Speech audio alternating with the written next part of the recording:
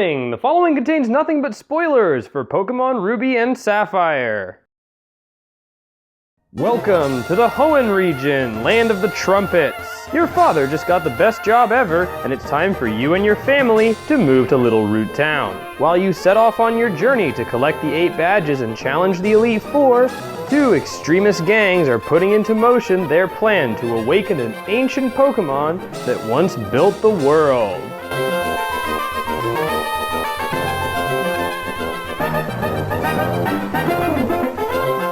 By the time Ruby and Sapphire came out, the kids who played the original game were now angsty teenagers, so naturally, Pokémon was deemed no longer cool.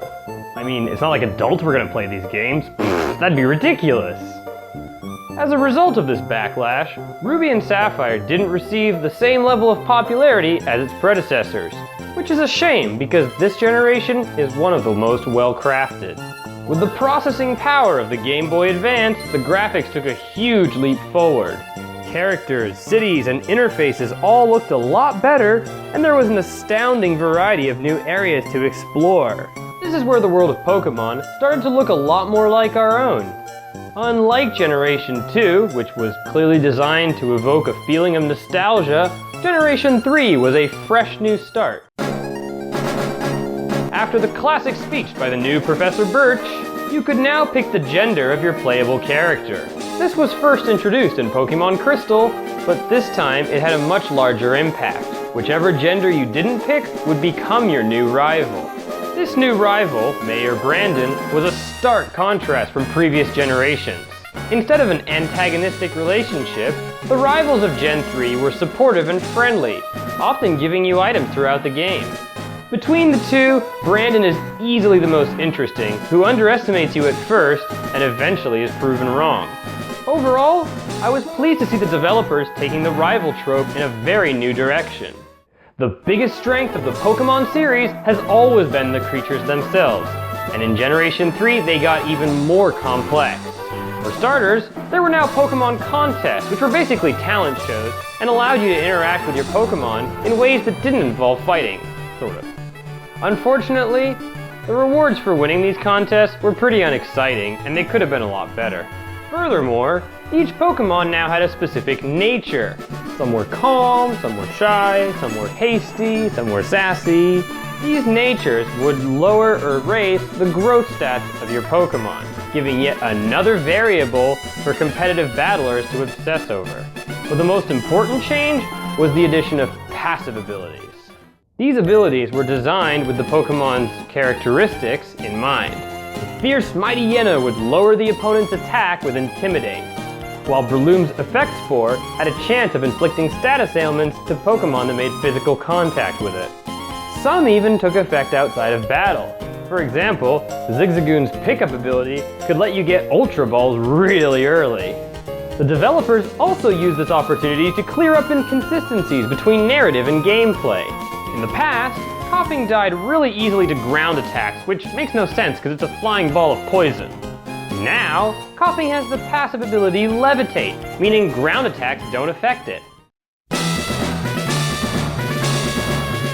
For the first time in the series, your father was now an actual character. He's the 5th gym leader, specializing in normal types. His reaction, when defeated, is especially well done. I really like how he makes note of the progress you've made while at the same time wishing he was stronger himself.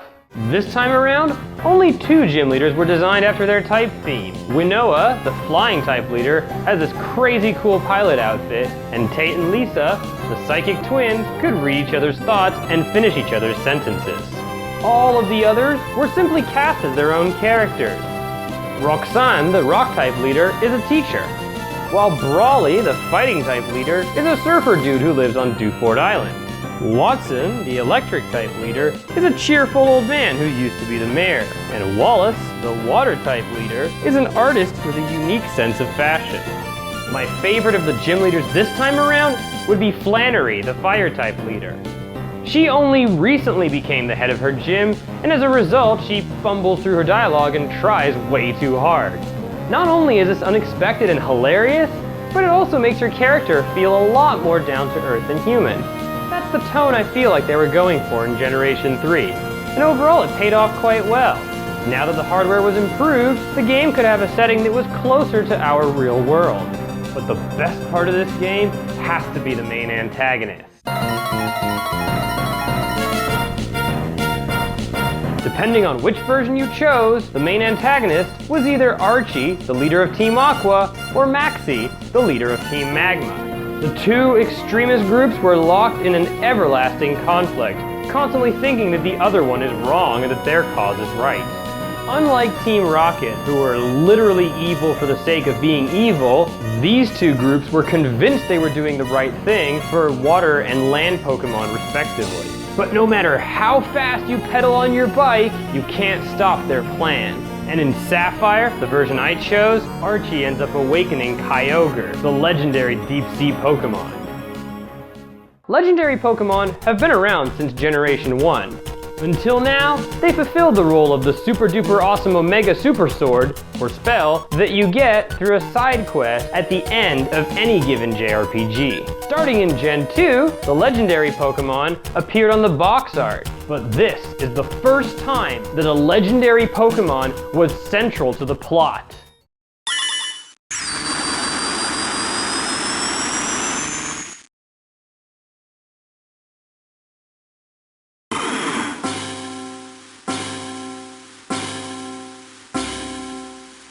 You, the player, had no choice but to fight or capture this legendary beast in an epic battle complete with its own music.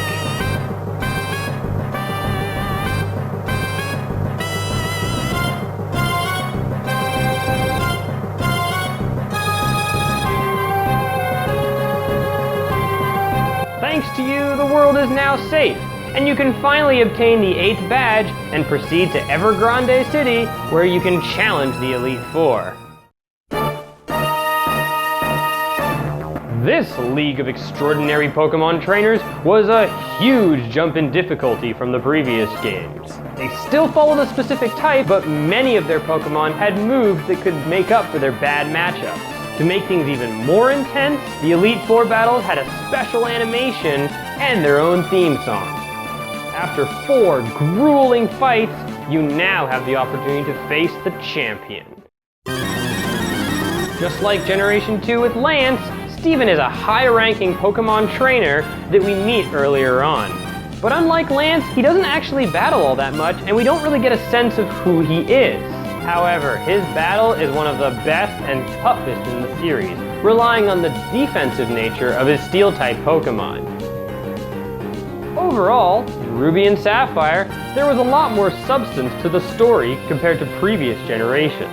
The areas were vibrant, there was a ton of new content, and the conflict actually had some reasonable consequences.